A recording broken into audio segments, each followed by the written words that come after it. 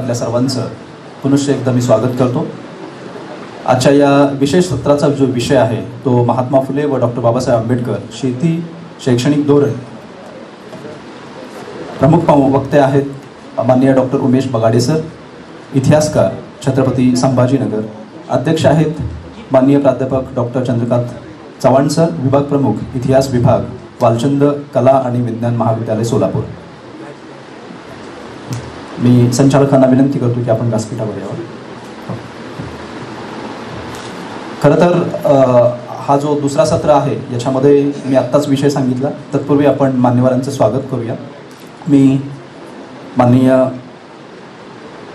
राजाभाऊ सरवदे सरांना मी विनंती करतो की त्यांनी आजचे जे अध्यक्ष आहेत त्यांचं स्वागत आणि सत्कार करावा। आजचे अध्यक्ष जे आहेत माननीय प्राध्यापक चंद्रकांत चव्हाण सर, विभाग प्रमुख इतिहास विभाग, वालचंद कला आणि विज्ञान महाविद्यालय सोलापूर। मी संचालक डॉक्टर गौतम कांबळे सरांना विनंती करतो की त्यांनी आजचे प्रमुख पाहुणे माननीय डॉक्टर उमेश बगाडे सरांचं स्वागत आणि सत्कार करावा। इतिहासकार छत्रपती संभाजीनगर।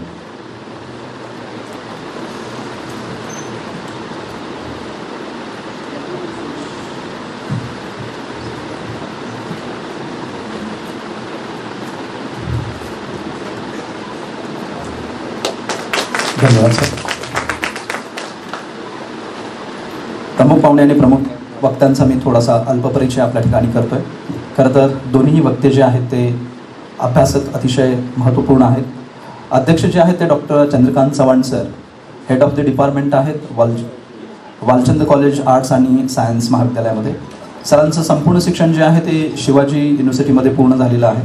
सरांचा जो एरिया आहे स्पेशलायझेशन ते Maratha history, modern European history, modern Indian history, labour movement in Solapur district असा त्यांचा विषय आहे। जवळपास सरांना 25 वर्षाचा सिनियरचा अध्यापनाचा अनुभव आहे। सरांनी अनेक रिफ्रेशर कोर्स, ओरिएंटेशन कोर्स केलेले आहेत। सरांचे जवळपास 9 विद्यार्थी PhD पूर्ण केलेले आहेत। त्यामध्ये आणखीन डॉक्टर ऑफ फिलॉसॉफी, त्यानंतर पोस्ट डॉक्टरल आणखीन 8 विद्यार्थी हे करत आहेत। सरांचे जवळ 8 रिसर्च प्रोजेक्ट हे पूर्णत्वास आलेले आहेत। सरांनी वेगवेगळ्या कमिटीमध्ये काम केलेलं आहे। त्याच्यामध्ये अनेक जवळपास मला वाटतं सरांनी बोर्ड ऑफ स्टडीज असेल, member of Senate Solapur university Solapur, chairman of board studies असे जवळपास सरांनी 31 BOS मेंबर म्हणून काम केलेलं आहे। सरांनी अनेक PhDच्या डिफेन्स एक्झाममध्ये सरांनी अनेक युनिव्हर्सिटीमध्ये काम केलेलं आहे, जसं औरंगाबाद असेल, नागपूर असेल, पुणे असेल, सोलापूर युनिव्हर्सिटी असेल, कोल्हापूर असेल। सरांची जवळपास 24 पुस्तकं प्रकाशित आहेत। सरांनी जवळपास 36पेक्षा जास्त जर्नलमध्ये लिखाण केलेलं आहे। सरांचे स्वतःचं एक यूट्यूब चॅनल आहे, त्याच्यामध्ये सरांचे जवळपास 105 व्हिडिओ जे आहेत, व्हिडिओ लेक्चर ते उपस्थित आहेत। सरांची मेंबरशिप आहे, त्याच्यामध्ये अखिल महाराष्ट्र इतिहास परिषद असेल, असे जवळपास सरांचे 5 सर मेंबर्स आहेत। सरांना अनेक रिसोर्स पर्सन म्हणून सरांनी व्याख्यान दिलेलं आहे। जवळपास 48 रिसोर्स पर्सन म्हणून सरांनी काम केलेलं आहे। सरांनी अनेक कॉन्फरन्समध्ये, कार्यशाळेमध्ये, परिषदामध्ये जवळपास 22 सेशन सरांनी चेअर केलेले आहेत। सरांचे जवळपास 4 रेडिओ मुलाखत आपल्या आकाशवाणी केंद्रावरून प्रकाशित झालेले आहेत। सरांनी जवळपास 94 गेस्ट टॉक त्यांनी दिलेले आहेत। चीफ गेस्ट म्हणून 17 ठिकाणी सरांनी काम पाहिलेलं आहे। सरांचे न्यूजपेपरमध्ये जवळपास 21हून अधिक लेख प्रकाशित आहेत। सर हे प्रत्यक्ष सोशल कामामध्ये व्यस्त असतात आणि जवळपास 14 इव्हेंटमध्ये सरांनी सहभाग घेतलेला आहे। असे अतिशय अभ्यासपूर्ण डॉक्टर चंद्रकांत चव्हाण सर आपल्याला लाभलेले आहेत। तसेच दुसरे जे प्रमुख आपल्याला वक्ते लाभलेले आहेत ते म्हणजे उमेश बगाडे सर। यांनी सुद्धा अनेक पुस्तकं लिहिलेली आहेत, त्यापैकी reform movement of Maharashtra and caste class hegemony असं एक पुस्तक त्यांनी लिहिलेलं आहे। त्यानंतर सरांनी जवळपास 3 पुस्तकं लिहिलेली आहेत। सरांना प्रोफेसर सर म्हणून काम करतात। Sir has served as a director of Rajshri Shahu Maharaj research centre. Sir also work as a member of editorial board of the journal like Shravani Samaj Prabodhini पत्रिका। Sir worked as a various capacity on the board of studies in a different universities and also worked as a member of advisory board center freedom of struggle, IGNOU, New Delhi. सरांचं जे पूर्ण शिक्षण आहे ते sir has completed his academic education at Pune university and sir has the experience of lecturer, reader and professor sir टॉट UG and PG students. सरांचे जवळपास 10 पुस्तकं publish आहेत, एडिटोरियल 15 पुस्तकं आहेत. सरांचे जवळपास रिसर्च जर्नलमध्ये 20हून अधिक आर्टिकल्स प्रसिद्ध आहेत. सरांचे जवळपास प्रोसिडिंगमध्ये 2 प्रोजेक्ट आहेत. सरांचे जवळपास 12 विद्यार्थी हे MPhil करून अवॉर्ड झालेले आहेत. 2 विद्यार्थी PhD केलेले आहेत. सरांनी जवळपास आतापर्यंत इन्व्हायटेड टॉक जे आहेत ते 170 सरांनी इन्व्हायटेड टॉक दिलेली आहे. असे दोन्ही अभ्यासपूर्ण मार्गदर्शक आपल्याला लाभलेले आहेत. तर मी सर्वप्रथम आपले प्रमुख पाहुणे माननीय डॉक्टर उमेश बगाडे सर यांना मी विनंती करतो की त्यांनी आपल्याशी संवाद साधावा, मार्गदर्शन करावं.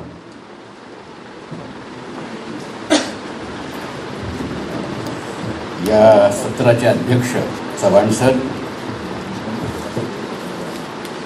डॉक्टर बाबासाहेब आंबेडकर अध्यासनाचे अध्यक्ष सरोदे सर, कांबळे सर आणि मित्रांनो, बिडकेहाळ सरांनी तुम्हाला मुख्यतः कार्यक्रमात्मक पातळीवरती बाबासाहेब आणि फुले यांनी जी आकृतिबंध दिला त्याची चर्चा केली. मी जी चर्चा करणार आहे ती प्रामुख्यानं फिलॉसॉफिकल तत्वज्ञानात्मक पातळीवरती महात्मा फुले आणि बाबासाहेब आंबेडकर यांनी शेती प्रश्न आणि शिक्षण प्रश्न याला काय योगदान केलं या संबंधात चर्चा करणार आहे. खरं तर शेती प्रश्न आणि शिक्षण प्रश्न हे दोन्ही भिन्न आहेत, परंतु संयोजकांनी बुद्ध्याच ते एकत्र बांधलेत आणि त्यामुळं शेतीच्या प्रश्नामध्ये शिक्षणाचा प्रश्न घेऊन किंवा शिक्षणाच्या एकंदरीतच उपक्रमामध्ये शेतीचा प्रश्न गुंफून मी साधारणतः चर्चा करणार आहे. मुख्यतः बिडखेळ सरांनी जो मुद्दा उपस्थित केला त्याला त्यांनी नुसता स्पर्श केला पण त्याचा खुलासा केला नाही. तो होता की महात्मा फुलेंनी गुलामीचा वेध घेतला. आता ही गुलामी नेमकी काय आहे याची व्याख्याच त्यांनी केली नाही आणि मुख्यतः भारतातल्या शेतकऱ्यांचा प्रश्न हा या मुद्द्याशी जोडलेला आहे. आणि तुम्हाला सगळ्यांना माहिती आहे महात्मा फुल्यांचा अखंड की सर्व अनर्थ अविद्येनं केले. शेतकरी कसा खचला, कसा कंगाल झाला, कशामुळं कंगाल झाला त्याचं कारण सांगितलं अविद्येनं. अविद्येमुळं हे सर्व घडलं. म्हणून शेतीचा प्रश्न याची उत्तरं, त्याच्या दास्यमुक्तीचं उत्तर शिक्षणामध्ये त्यांनी सांगितलेलं आहे. आणि म्हणूनच महात्मा फुले आणि बाबासाहेब आंबेडकर दोघांनाही साधारणतः जाती दास्याच्या किंवा शेती दास्याच्या चौकटीत आपण पाहिलं पाहिजे. आता तुमच्यापैकी बहुतेकांना हे लक्षात आलं पाहिजे की ज्याची चर्चा मागच्या व्याख्यानात झाली नाही ती म्हणजे शेतीचं शोषण हे कसं होतं. शेतीच्या शोषणाची व्याख्या काय, शेतकरी कायम नाडलेला, लुटलेला, कंगाल आणि अवलंबित का राहतो याची मीमांसा तुम्हाला फुले आणि बाबासाहेबांच्या विचारात पाहायला मिळते. का असं घडतं? का असं घडतं की शेतकरी भारतामधला बहुसंख्याक वर्ग आहे. तुम्हाला सगळ्यांना हे माहिती आहे, सांगायची गरज नाही आहे. जवळजवळ 60% भारतातला समुदाय शेतीवरती अवलंबून आहे, शेती करतो. तरीही लोकशाही असताना तो बहुसंख्याक होत नाही. तुम्हाला माहिती आहे की शेतकऱ्यांचे 3 कायदे ज्यांनी केले ते अल्पसंख्याक आहेत, पण त्यांनी बहुसंख्याक होऊन कायदे केले. आणि बहुसंख्याक शेतकरी असताना ते कायद्याला विरोध करत राहिले वर्षभर. तुमच्या सर्वांच्या लक्षात येत असेल तर हा मुद्दा भारतातल्या जाती दास्याचा मुद्दा आहे. फिलॉसॉफर्स म्हणून, तत्वज्ञानी म्हणून तुम्हाला महात्मा फुले आणि बाबासाहेब आंबेडकर यांचं दर्शन त्यामुळे नीट समजून घेतलं पाहिजे. सगळ्यात पहिली संकल्पना जी त्यांनी सांगितली ती आहे अविद्येची. अविद्या म्हणजे काय? तुमच्यापैकी बहुतेकांना असं वाटतं इलिटरसी, शिक्षणाचा अभाव, साक्षरतेचा अभाव. खरं आहे, साक्षरतेचा अभाव हे अविद्या, याचं एक उत्तर आहे, याचं एक स्पष्टीकरण आहे, याचा एक अर्थ आहे. अविद्येचे अर्थ तुम्ही जर पाहिलं तर महात्मा फुलेंना अनेक वेळेला असं म्हटलं गेले की ते मिशनरी प्रभावाखाली होते. मी तुम्हाला सांगेन की जितक्या अत्यंत सकसपणानं भारतीय परंपरेच्या अनुषंगानं महात्मा फुलेंनी मांडणी केली ती त्यांच्या समकालीन ब्राह्मण रिफॉर्मरने पण केलेली नाही आहे, ती महात्मा फुलेंनीच केली. आणि इथं तुमच्या लक्षात येईल की अविद्या याची व्याख्या रामदासांनी केली. रासबोधामध्ये त्यांनी अविद्या शब्दाची व्याख्या केली.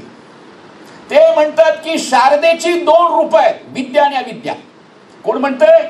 समर्थ रामदास. ते म्हणतात की ह्या विद्येची शारदेची 2 रूप आहेत, विद्या आणि अविद्या. विद्या म्हणजे काय? भौतिक विश्वाविषयीचं ज्ञान जे क्षणभंगूर असतं ते म्हणजे अविद्या. आणि तुमची आध्यात्मिक मुक्ती म्हणजे तुम्ही सगळ्यांनी मोक्ष प्राप्ती करणं म्हणजे विद्या, अशी व्याख्या कुणी केली आहे? समर्थ रामदासांनी केली आहे. त्यामुळे समर्थ रामदासांच्या विरोधात अविद्येची व्याख्या महात्मा फुले करतात. अविद्येचा अर्थ साधारणतः हिंदू तत्वज्ञानामध्ये असा आहे की तुमच्या मोक्ष प्राप्तीमध्ये एक अडथळा आहे अविद्येचा. माया आहे, सर्व जग जे आहे माया आहे. ती माया तुम्हाला लक्षात आली आणि खरं ब्रह्म समजलं तर तुम्ही मोक्षाला पोचतात. आणि माया तुमच्यावरती जो प्रभाव टाकते त्याला अविद्या म्हटलंय. बौद्ध परंपरेमध्ये सुद्धा अविद्या हा शब्द आहे. साधारणतः दुःख जो आहे ते दुःख पुनर्जन्माच्या चौकटीमध्ये बौद्ध धर्मामध्ये जुन्या काळात सांगितलं गेलेलं आहे. बाबासाहेबांनी तो अर्थ घेतलेला नाही आहे, परंतु जुन्या धर्मामध्ये बौद्ध धर्मामध्ये जो दुःख आहे ते पुनर्जन्म कारण.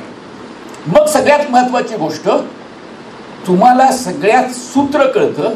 अविद्या काय आहे तर अविद्या ही चुकीची म्हणजे साधारणतः स्वतःच्या अस्तित्वाविषयीची, जगाच्या अस्तित्वाविषयीची चुकीची कल्पना म्हणजे अविद्या, असा बौद्ध परंपरेमध्ये अविद्येचा अर्थ आहे.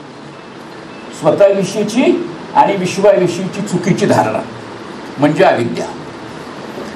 मी तुम्हाला साधा प्रश्न विचारतो, कुणाला स्वतःला स्वतःहून महार मान चांभार ढोर अशा नीचतम किंवा हीन स्थानाची आवड आहे? कशाला स्वतःला कोण स्वतःला अस्पृश्य म्हणून गेला तयार होईल? त्या ओळखी त्यांनी ठरवल्या का? भारतामध्ये जातीच्या ओळखी त्या जातीच्या लोकांनी ठरवल्या का? त्या ओळखी तुम्हाला दिल्या गेल्या आणि तुम्ही त्या ओळखींचा निर्वाह करता. स्त्री पुरुष ही ओळख दिली कोणी तुम्हाला? माता, पुत्र, भाऊ, बहीण या तुमच्या ओळखी आहेत आणि त्या ओळखी तुम्ही निभवता, रोज निभवता. मग या ओळखी तुम्हाला दिल्या कोणी? या स्वतःविषयीच्या ओळखी तुम्हाला ज्ञानानं दिल्या. हे ज्ञान साधारणतः परंपरेचं आणि इतिहासाचं ज्ञान आहे. इतिहासातून आलेलं, परंपरेतून आलेलं ज्ञान तुम्ही समजता की भाऊ कसा असतो, पिता कसा असतो आणि तुम्ही पित्यासारखं वागायला लागता, भावासारखं वागायला लागता, बहिणीसारखं वागायला. भाऊ असल्यामुळं बहिणीचं संरक्षण करणं तुमचं काम आहे. पती असल्या कारणामुळं पत्नीवरती वर्चस्व गाजवणं हे तुमचं काम आहे. अशा ओळखी तुम्ही स्वतः स्वीकारता आणि इथं अविद्येचं मूळ आहे. तुमच्या अवतीभोवती म्हणजे फुको जे सांगतो की ज्ञान आणि सत्तेचा संबंध आहे तो महात्मा फुले खूप आधी सांगतायत आणि ते सांगतायत की ही संपूर्ण साधारणतः ब्राह्मणी ज्ञानातून उभी राहिलेली व्यवस्था आहे की ज्यातून तुम्हाला तुमच्या ओळखी या त्यांनी दिलेल्या चौकटीत ठरवाव्या लागतात. त्यांनी ओळख तुम्हाला दिली, ती ओळख तुम्हाला निभवावी लागते. आता सगळ्यात महत्वाची गोष्ट लक्षात घ्या, शेतकऱ्याच्या शोषणाचं जे सूत्र आहे ते सूत्र महात्मा फुले सांगतात ते विनिमय संबंधामध्ये आहे. आता हा शब्द तुम्हाला कळला नसेल तरी ठीक आहे, पण तुम्हाला सोपं सांगतो. महात्मा फुल्यांनी शेतकरी आणि ब्राह्मण यांचा संबंध सांगितलाय. महात्मा फुल्यांनी शेतकरी आणि सावकार यांचा संबंध सांगितलाय. तुम्ही लक्षात घ्या, सावकाराकडे जाताना किंबहुना ब्राह्मणाकडे जाताना शेतकऱ्याची स्थिती काय असते? शेतकऱ्याची स्थिती असते पाल्याची, मुलाची, बालकाची. आणि ब्राह्मणाची स्थिती काय असते? तुम्हाला कदाचित माहिती असेल की गावामध्ये आजही ब्राह्मणाला बापू म्हणतात, ज्येष्ठ म्हणतात. तुमच्यापैकी अनेकांना माहिती की त्याला मायबाप म्हणतात. विशेषतः सावकाराला मायबाप म्हटलं जातं. आणि तुम्ही जे संबोधन करता, शेतकरी जेव्हा सावकाराकडे जातो तेव्हा तो संबोधन करतो की मायबाप आहे. म्हणजे तो काय आहे? तर तो तुमचा आश्रयदाता आहे, तुमचा पालक आहे. आणि म्हणून शेतकऱ्यांची स्थिती सावकारासमोर अंकित आणि अवलंबित आहे. शेतकऱ्याची स्थिती ब्राह्मणासमोर अंकित आणि अवलंबित आहे. भारतामधल्या जातीव्यवस्थेचं जघन्य शोषण हे या जातीव्यवस्थेच्या अवलंबित करण्याच्या तंत्रातून होतं. जातीचा विनिमय संबंध हा तुम्हाला एकंदरीतच सावकार आणि शेतकरी यांचा विनिमय संबंधामध्ये उभा राहतो. सावकार प्राय तुम्हाला दिसेल की बनिया जातीतला आणि ब्राह्मण जातीतला राहिलाय. महाराष्ट्रामध्ये प्रामुख्यानं कुलकर्णी वतनातले जे मुख्य होते ते सावकार बनले, किंवा ज्यांनी मोठ्या प्रमाणात दक्षिणा उपटल्या ते सावकार बनलेले.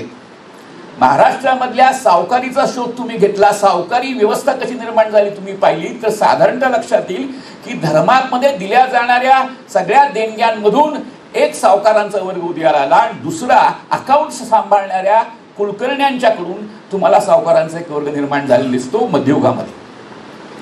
मग लक्षात असेल की ते अवलंबित्व जे आहे ते शेतकऱ्याच्या शोषणाचं मूळ कारण आहे. शेतकऱ्या हा त्यामुळे तीन गोष्टी तुम्हाला दिसतात. शेतकरी धर्मभोळा आहे, शेतकरी अक्षरभोळा आहे. महात्मा फुल्यांच्या वाङ्मयामध्ये शोषण कसं होतं याचं स्पष्टीकरण आहे. ते स्पष्टीकरण काय आहे की यांना लिहिता वाचताच येत नाही, त्यामुळे किती व्याज लावलंय, किती कर्ज घेतलं, त्याची नोंद काय झाली हे कळतच नाही, ते माहितीच नाही. म्हणून पिढ्यानपिढ्या शेतकरी हा सावकाराच्या कर्जबाजारी जंजाळामध्ये अडकून राहिला. तुम्ही चक्क व्हाल, ब्रिटिशांच्या कालखंडात सावकारी अनेक पटीनं वाढली.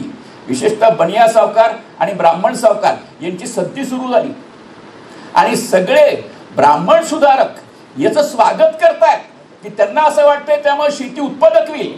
पण जेव्हा शेतकरी मात्र आपली जमीन गमावत होता, आणि कशामुळे गमावत होता?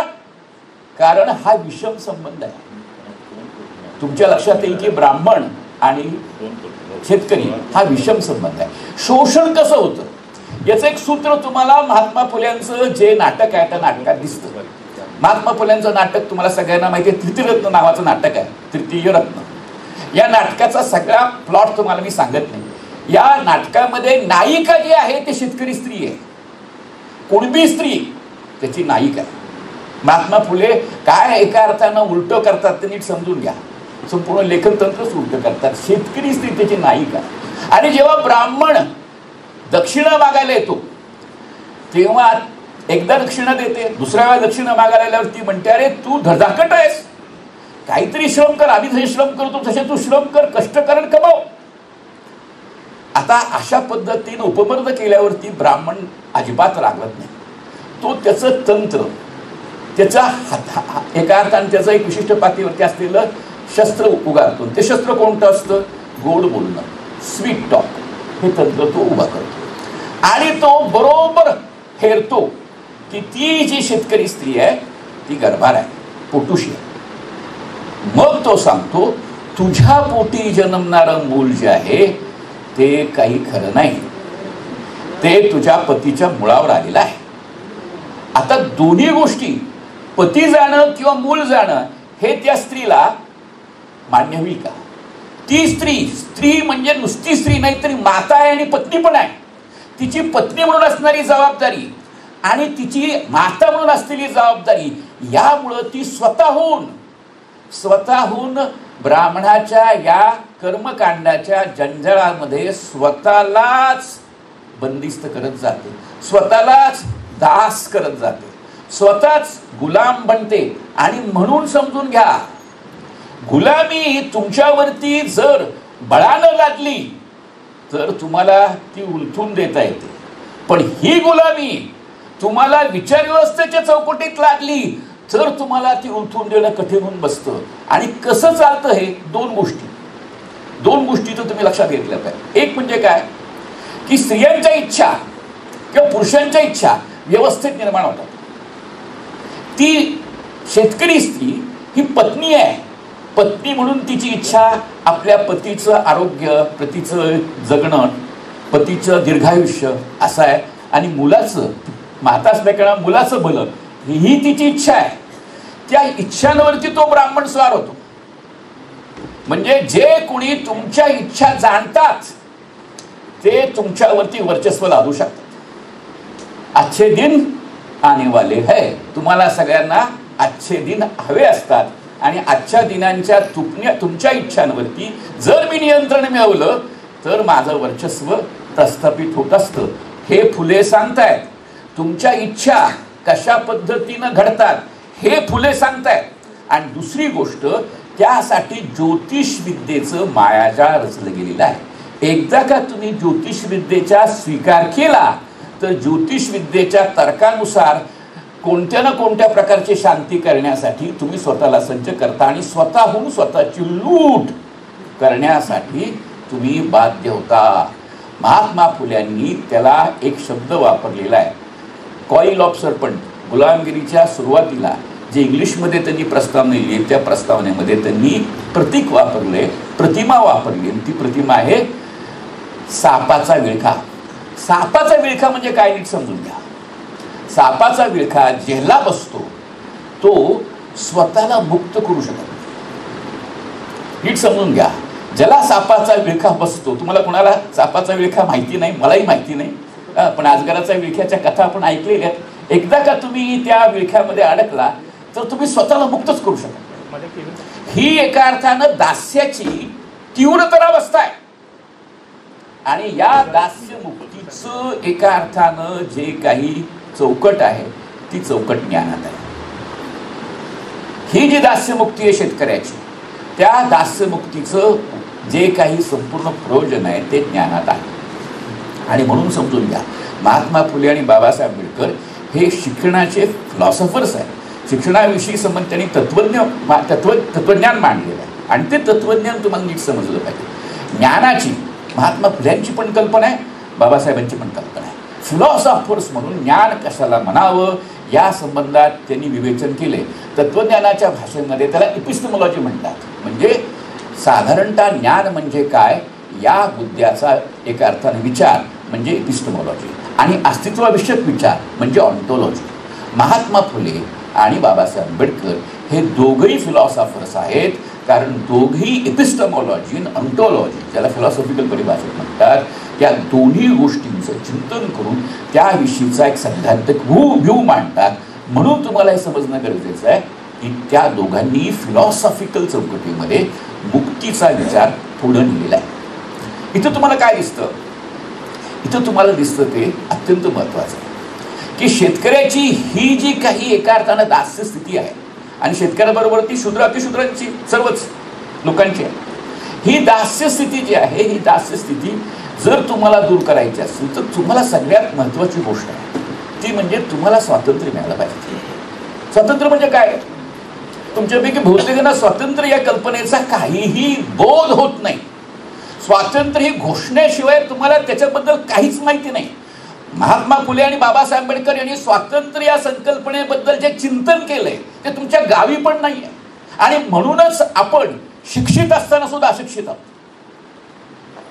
महात्मा फुले गुलामगिरीच्या प्रस्तावनेमध्ये तुम्हाला स्वातंत्र्याची अत्यंत स्पष्ट व्याख्या करतात. तुम्हाला कांट नावाचा विचारवंत माहिती असेल.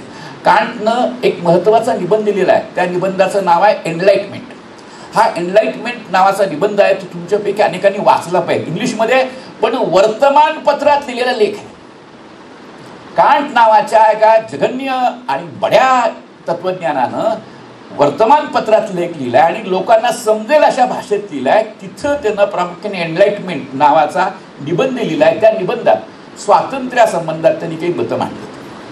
साधारणतः स्वातंत्र्य समजून घ्यायचं असेल तर नकारात्मक आणि होकारात्मक. इझिया बर्लिन नावाचे विचारवंत आहेत, त्यांनी सांगितलं की स्वातंत्र्य नावाच्या संकल्पनेचे दोन अर्थ आहेत. एक नकारात्मक अर्थ आहे आणि एक होकारात्मक अर्थ आहे. नकारात्मक याचा अर्थ वाईट असा नाही. नकारात्मक याचा अर्थ वाईट असा नाही. तर तुम्ही व्याख्या करता की ही गोष्ट आहे, त्यातून माझी मुक्ती करायची, अगेन्स्ट आहे. म्हणजे तुम्हाला सगळ्यांना माहिती आहे की अंधश्रद्धा आहे. अंधश्रद्धेतून मुक्ती ही स्वातंत्र्याची नकारात्मक व्याख्या आहे. तुम्ही जेव्हा व्याख्या करता हे पितृसत्तेचं बंधन आहे, हे स्त्रियांवरती लागलेलं बंधन आहे आणि त्यामुळे त्या बंधनातून मुक्ती ही नकारात्मक स्वातंत्र्याची व्याख्या आहे. जातीच्या दास्यातून मुक्ती ही नकारात्मक व्याख्या आहे. दारिद्र्यातून मुक्ती ही स्वातंत्र्याची नकारात्मक व्याख्या आहे. आणि या सगळ्या व्याख्या तुम्हाला महात्मा फुल्यांच्या वाङ्मयात स्पष्ट दिसतात. आणि सगळ्यात महत्त्वाची विधायक स्वातंत्र्याची व्याख्या. तुमच्यापैकी बहुतेकांना विधायक स्वातंत्र्य म्हणजे काय हे बहुधा कळलेलं नाही. कारण तुम्ही स्वातंत्र्य म्हणजे तुम्ही इतरांनी तुमच्यावर लागलेल्या विचारांच्या परिप्रेक्षातच स्वातंत्र्याची कल्पना करतात. म्हणजे तुम्ही दास्यावस्थेमध्ये स्वातंत्र्य अनुभवता. आणि म्हणून सगळ्यात महत्त्वाची गोष्ट जी स्वातंत्र्याच्या व्याख्येत आहे ती म्हणजे स्वायत्तता. तुम्ही कोणत्याही प्रभावापासून मुक्त असणं, कोणत्याही विचारांच्या, कोणत्याही मानसिक दबावाच्या पासून मुक्त असणं, स्वायत्त असणं म्हणजे विचार करण्याची तुमची कुवत, तुमचं सामर्थ्य हे विकसित होणं गरजेचं आहे. ही जी मुख्य चौकट आहे स्वायत्ततेची, त्यासाठी दोन गोष्टी महत्त्वाच्या आहेत. बाबासाहेबांच्या मध्ये सुद्धा तुम्हाला या व्याख्या पुन्हा उमटताना दिसतात. बाबासाहेबांनी स्वातंत्र्याच्या व्याख्येचे अनेक मूलगामी अर्थ सांगितले आहेत. आता एवढे सगळे मला सांगता येणार नाहीत, पण तुम्हाला एक गोष्ट नक्की सांगेन की त्यामध्ये दोन विधायक स्वातंत्र्यामधले दोन महत्त्वाची सूत्र आहेत. ते म्हणजे विचार स्वातंत्र्य आणि मानसिक स्वातंत्र्य. तुम्ही भयचकित असता, तुम्ही भयकंपित असता तेव्हा स्वातंत्र्य अनुभवता का? मी जर इथं भयानग्रस्त असेल की मला कुणीतरी काही बोलल्यावरती आक्षेप घेईल, तर मी माझं स्वातंत्र्य हे अवलंबू शकेन का? मी शकणार नाही. तेव्हा मानसिक स्वातंत्र्य आणि वैचारिक स्वातंत्र्य, विचार स्वातंत्र्य हे दोन गोष्टी स्वायत्तेच्या मूलाधार आहेत.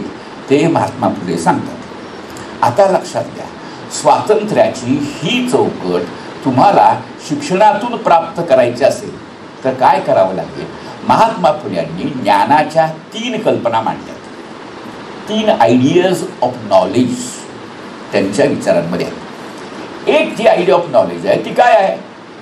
तर ती आहे इतिहासजन्य ज्ञान, म्हणजे स्वविषयीचं ज्ञान. स्वविषयीचं ज्ञान जगभरात एका अर्थानं खूप चौकटीमध्ये काम करतं. ते औपचारिक आणि अनौपचारिक अशा दोन्ही पद्धतीने घडलेलं असतं. परंपरा आणि इतिहास याच्यातून हा ज्ञानाचा संपूर्ण संकुल जे आहे ते संकुल कार्यरत होत असतं. आणि त्यामुळे त्या ठिकाणी त्या पद्धतीनं तुम्ही काम करायला लागतं. उदाहरण सांगायचं म्हटलं तर विद्यापीठात मी जेव्हा पहिल्यांदा जॉईन झालो तर विद्यापीठातला प्राध्यापक कसा असतो तर त्याच्याबद्दल आमच्यासमोर काही मॉडेल्स होते. त्यानुसार स्वतःला एका अर्थानं घडवण्याचा प्रयत्न आम्ही केला. हे जे काही तुम्ही करत असता, या ज्या गोष्टी तुम्ही करत असता त्याच्यामध्ये तुम्ही अनेक वेळेला चिकित्सा न करता दुसरा जसा आहे तसा व्हायचा प्रयत्न करता. आणि तिथंच नेमकं तुमचं स्वतःचं स्वातंत्र्य तुम्ही गमावलेलं असतं. आणि म्हणून तुमच्या लक्षात येईल की जर प्राध्यापक बड्या गाड्या घेत असतील तर बगाडे सरांनी बडी गाडी घ्यावी, तरच प्राध्यापक होईल. जर प्राध्यापक कोट चढवत असतील तर मी कोट चढवले पाहिजेत. तर या चौकटीमध्ये तुम्ही जर स्वतःची ओळख उभी करत असाल तर ते चूक असतं. आणि म्हणून स्वतःची व्याख्या करण्यासाठी म्हणून जे ज्ञान उपलब्ध आहे त्या ज्ञानाचं तुमच्यावरती एक बळ आहे, ते तुम्हाला यथार्थपणानं देणं. महात्मा फुले सांगतात, जर शूद्रांना त्यांच्या इतिहासाचं खरंखुरं ज्ञान झालं तर ते ब्राह्मणवादाला उलथून टाकतील. तुम्हाला तुमच्या इतिहासाचं खरोखरं ज्ञान नसल्यामुळं आज तुमची अंकित अवस्था आहे, हे तुम्ही लक्षात घेतलं पाहिजे. इतिहासाच्या क्षेत्रामध्ये जो घनघोर संघर्ष आहे तो सामाजिक मुक्तीचा सुद्धा संघर्ष आहे, नीट समजून घ्या. तेव्हा इतिहास विषयक ज्ञान जी आहेत ती फॉर्मल आहेत, इनफॉर्मल आहेत, त्या सर्व ज्ञानांच्या संबंधामधलं एका अर्थानं भान फुल्यांना आहे. दुसरं सांगतात अनुभविक ज्ञान, म्हणजे आत्ता इथं तुम्हाला माईक दिसतोय, लाऊडस्पीकरची यंत्रणा दिसतेय, इथं सगळ्या पद्धतीनं लाईट्स दिसत आहेत, बसण्याची व्यवस्था आहे, हे सगळं जे आहे ते अनुभविक ज्ञान आहे. विशेषतः भौतिकशास्त्र किंवा एका अर्थानं मला तर विज्ञान याची सगळी प्रगती अनुभविक ज्ञान म्हणून झालेली आहे. अनुभविक ज्ञान हे ज्ञान पण आहे आणि त्याचा व्यवहार तंत्रज्ञान पण आहे, त्याचा व्यवहार पण आहे. या सगळ्या अर्थानं अनुभविक ज्ञानाची कल्पना त्यांनी केली आहे. आणि तिसरं आहे मानवी संबंधाचं ज्ञान, माणसाने माणसाशी कसं वागावं या संबंधातलं नीती ज्ञान. या 3 कल्पना महात्मा फुलेंनी सांगितल्या. हे खरोखरचं ज्ञान तुम्हाला मिळतं का हो? सामाजिक शास्त्र ही खरोखर सांगायची म्हटली तर ही ज्ञान देण्यासाठी आहेत. अनुभविक ज्ञान देण्यासाठी जे आहेत ती शास्त्र आहेत किंवा तंत्रज्ञान आहे. आणि नीती ज्ञान देण्याचं काम आपण पहिल्या इयत्तेपासून करत आहोत. तर ही तिन्ही ज्ञानं त्याच्या अचूक चौकटीमध्ये दिली जातात का? आता नीती ज्ञान याचा काय कसोटी आहे तुम्हाला पुन्हा सांगतो. नीती ज्ञानाची कसोटी फुले म्हणाले, बाबासाहेब म्हणाले ही नाही आहे. नीट समजून घ्या. फुले काय सांगतात? फुले सांगतात की नीती ज्ञानाची कसोटी आहे ते म्हणजे आत्मपरीक्षा. मला जर लुटलं गेलं तर मला आवडतं का हो? त्यामुळे मी कुणाला फसवता कामा नाही, मी कुणाला लुटता कामा नाही. दुसऱ्यांना खोटं बोललं तुम्हाला सहन होतं का? तुम्हाला सहन होत नाही, तुम्ही खोटं बोलता कामा नाही.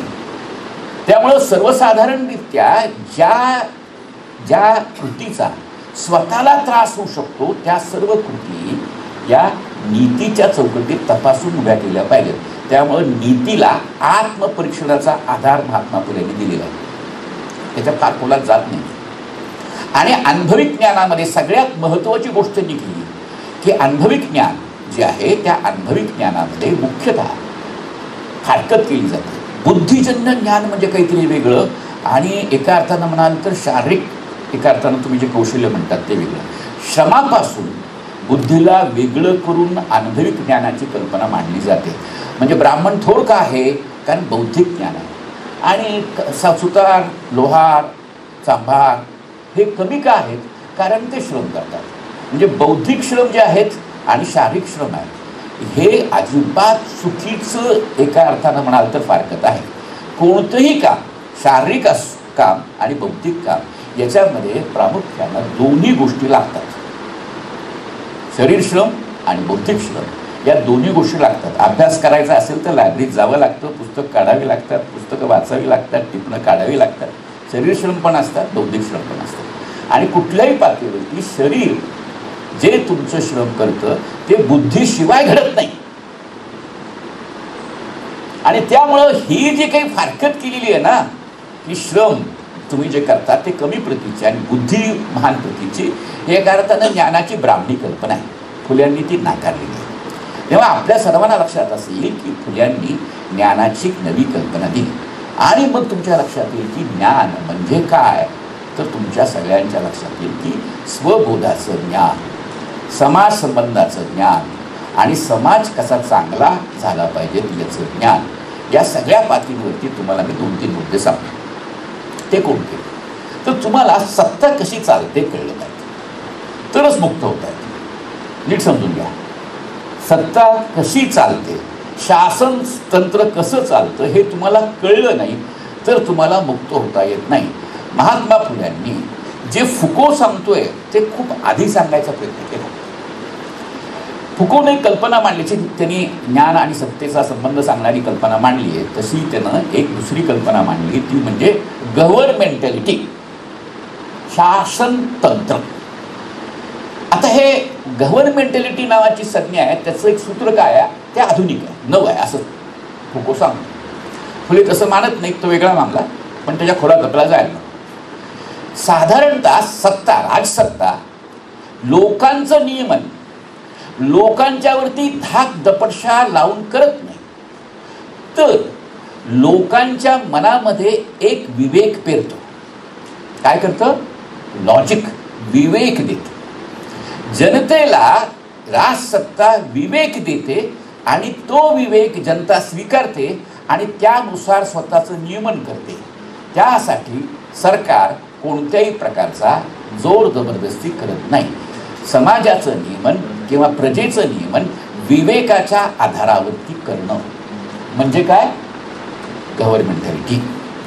सोपं उदाहरण देतो की मला एकच मुलगा आहे.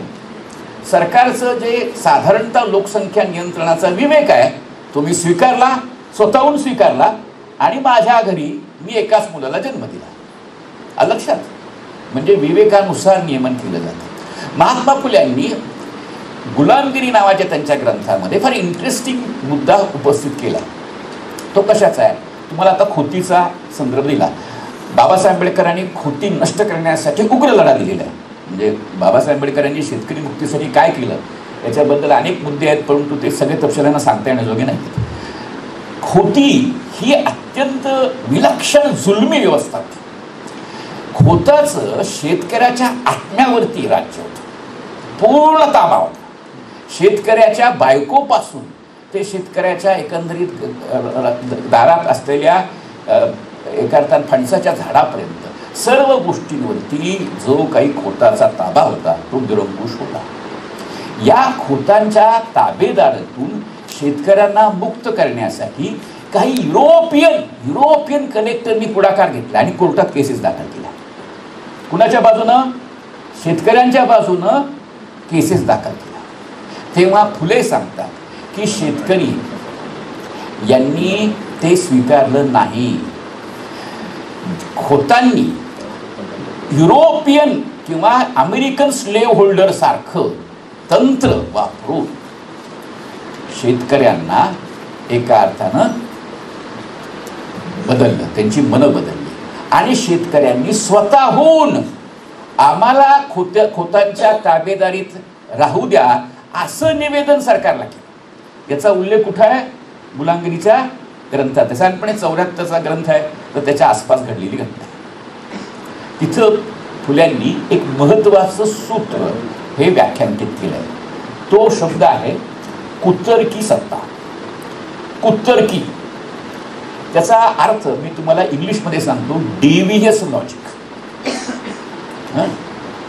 म्हणजे तुमच्या विरोधी तर्क जो आहे, जनविरोधी तर्क जो आहे, समाजविरोधी तर्क जो आहे, शेतकरी विरोधी तर्क जो आहे, तो तर्क उभा करणं. कोणता तर्क? डेव्हियस तर्क. डेव्हियस तर्क हा असत्यावर अवलंबून आहे. मी तुम्हाला वाटल्यास बाबासाहेबांचं कोट देतो. बाबासाहेब असं सांगतात, तुम्हाला महात्मा फुले आणि बाबासाहेब यांच्यामध्ये समान लिहिली बरं का. त्यामुळे दलित चळवळीनं सातत्यानं आपल्या तत्वज्ञानाचं व्याख्यानकन फुले आंबेडकरवाद असंच केलं. कधीही आंबेडकरवाद असं व्याख्यानकन केलं नाही, फुले आंबेडकरवाद असंच व्याख्यानकन केलं. आणि त्याचं कारण की दोघांच्या विचारांमध्ये एक लांबचा पल्ला आपल्याला पाहायला जातो. आणि तो काय? तो हा आहे की बाबासाहेब सांगतात की सत्ताधारी वर्ग लाईज म्हणजे असत्याची निर्मिती करतो आणि असत्याची निर्मिती करून त्या आधारे त्यांची सत्ता आणि त्यांचे निर्णय हे व्याधित ठरवतो, हे उचित ठरवतो. आणि त्यामुळं हा असत्याचा जो अपलाप आहे, त्या अपलापातून जोपर्यंत शेतकरी मुक्त होत नाही तोपर्यंत त्याचं खरं शिक्षण नाही. जोपर्यंत शूद्राचे शूद्रमुक्त होत नाही तोपर्यंत त्याचं मुक्ती नाही. आणि ती मुक्ती तुमच्या लक्षात यायची असेल तर महात्मा फुल्यांनी रिझनचे, तर्काचे 3 प्रकार सांगितले, 3 कॅटेगरी सांगितले. एक कॅटेगरी जे आहे ते कर्ता आणि कर्म. आपण साधारणतः ज्ञान बोध करत असतो, तो ज्ञान कर्ता कर्माच्या चौकटीत करत असतो. कोळ्यानं जाळं विणलं. तुम्हाला माहिती आहे की कोळी हा प्राणी आहे, तो जाळं विणतो, त्याचा कर्ता कर्म संबंध आहे. आणि साधारणतः तुम्ही विश्वाचं ज्ञान संबंधामधून करून देता. म्हणजे आता उदाहरणार्थ ऊन वाढलं आहे तर तुम्हाला त्याचा संबंध माहिती आहे की उन्हाळा सुरू झालेला आहे. उन्हाळ्यामध्ये तुम्हाला सगळ्यांना माहिती आहे की दक्षिण झालेलं असतं, सूर्य माथ्यावर येतो आणि त्यामुळे उन्हाळा वाढतो. जे काही एका अर्थानं निसर्ग आहे त्याच्या कार्यकारण भाव तुम्हाला माहिती असतो. कार्यकारण प्रत्यक्ष कार्यकारण भाव जाणण्याचं सूत्र या अर्थानं हा तर्क आहे. प्रत्यक्ष हा त्याचा मुख्य पाया आहे. त्यामुळे हा कर्ता कर्मसंबंधाचा एक तर्क आहे. दुसरा जो आहे अनुमानाचा तर्क आहे. म्हणजे काही गोष्टी तुम्हाला जाणत नाही. कोविड झाला तर कोविड कशामुळे झाला हे तुम्हाला कळत नाही.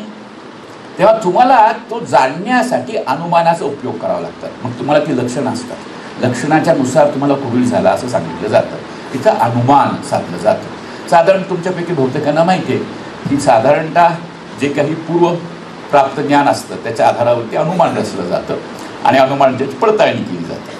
आणि तिसरं एक त्यांनी सांगितलं आहे, जो प्रामुख्यानं ब्राह्मणी पुराणांमध्ये आणि ब्राह्मणी एकंदरीतच लिटरेचरमध्ये सर्वात जास्त असलेला तर्क आहे, तो म्हणजे अंतरंगात उमटलेले तरंग.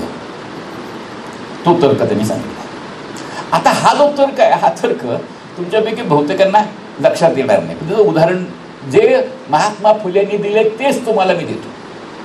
त्यांनी त्यासाठी ज्ञानेश्वरीतला 12वा अध्याय कोट केलेला आहे. आणि 12व्या अध्यायामध्ये तुमच्यापैकी काहींना माहिती असेल तर नैनम छदन्ति शस्त्रांनी नैनम दहती पावका, आत्म्याचं एक वर्णन आहे. आत्मा काय आहे? आत्मा हा चिरंतर आहे, कशानेही नष्ट होत नाही. आणि शरीर काय आहे? शरीर नष्ट होणार आहे, आत्मा नष्ट न होणार आहे. बरोबर. फुले प्रश्न विचारतात, नीट समजून घ्या. फुले प्रश्न विचारतात, साधा प्रश्न विचारतात, मला दाखवा देहाशिवाय आत्मा कुठे. ते काय प्रश्न विचारतात? देहाशिवाय आत्मा दाखवा. आत्मा ही कल्पना फुल्यांच्या विचारांनुसार कपोल कल्पित आहे, ती खरं अस्तित्वात नाही.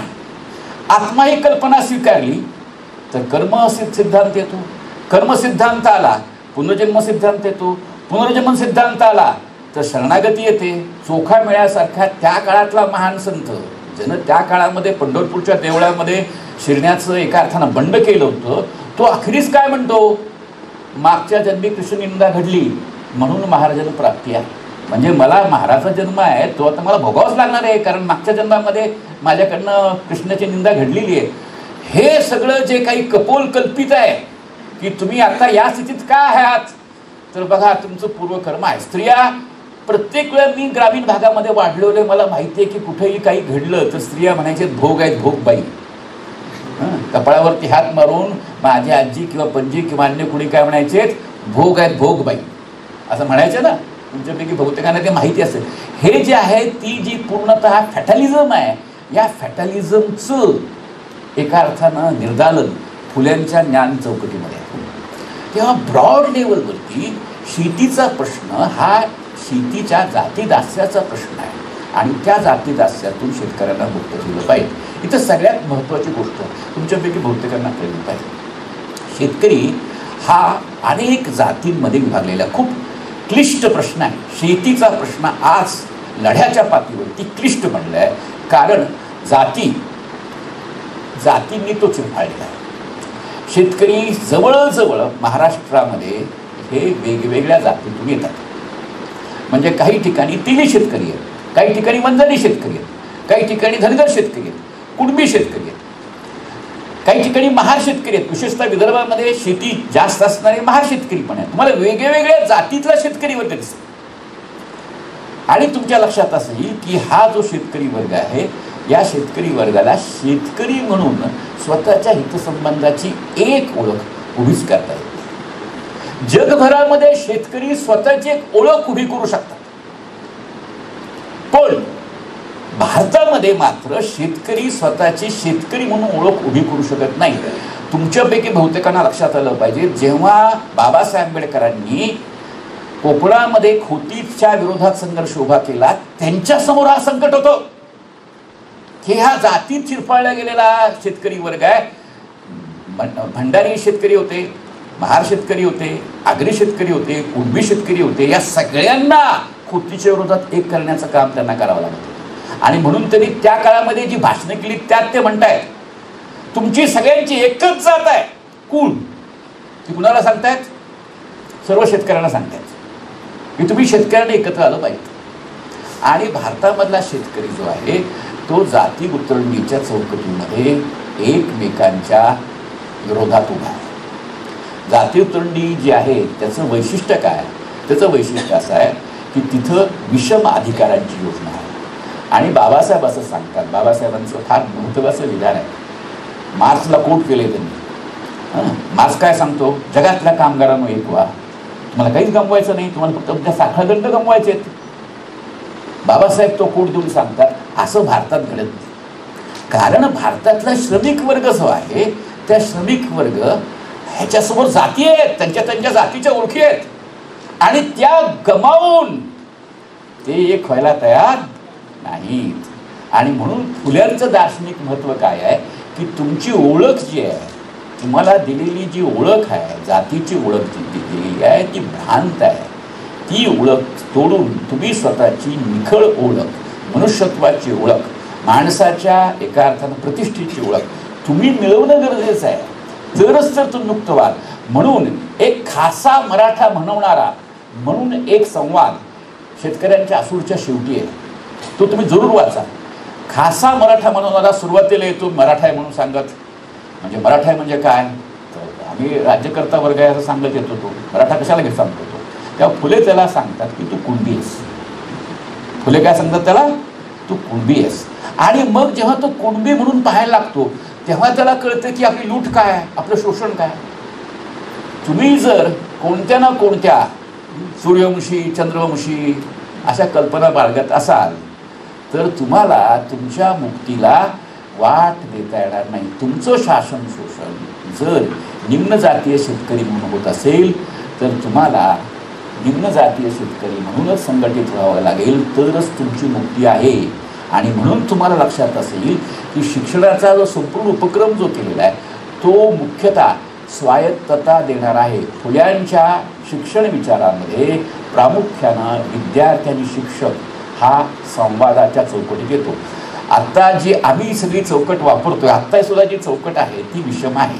म्हणजे मी ज्ञान देणारा आणि तुम्ही ज्ञान घेणारे. इथं तुम्हाला काय ज्ञान घ्यायचं आहे याच्याविषयी मला काहीच कल्पना नाही आहे. मला जो अभ्यासक्रम दिलेला आहे तो तुमच्या डोक्यामध्ये गोळ्या मारल्यासारख्या पूर्ण तासभर मी मारणार आणि निघून जाणार. तुम्हाला काय हवं आहे हे मला माहितीच नाही. आणि तुम्ही सुद्धा आता सरांनी सांगितलंय ते परीक्षेत लिहायचं आहे, त्याच्या पुरतंच आहे बाबा, त्याच्या पलीकडे याचा काही संबंध नाही आहे.